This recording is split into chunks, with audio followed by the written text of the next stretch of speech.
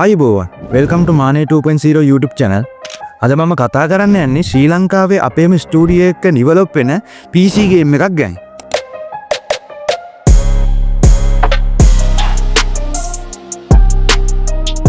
මේ ගේම් එකේ විශේෂත්වය වෙන්නේ ශ්‍රී ලංකාවට ආවේනික කල්චර් එක පුරාවෘත්ත සහ මිත්‍යාවන් මත ඩෙවලොප් කරලා තියෙන නිසා. ඉතින් මේ ගේම් එකේ නම Song of Kings.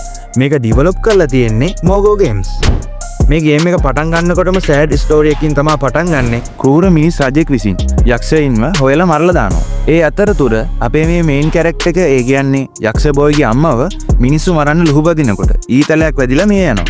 ඊට පස්සේ මේ යක්ෂ ළමයාව වෙන යක්ෂයෙක් විසින් යක්ෂ ලෝකෙට අරගෙන යනවා. දිරියට මුහුණ දෙන්න තියෙන ජර්නි එකට එයා ට්‍රේනින් වෙනකොට එයාගේ උදව්වට සීයාගේ ආත්මය සහ මැජික් බටනලාව උදව් කරනවා.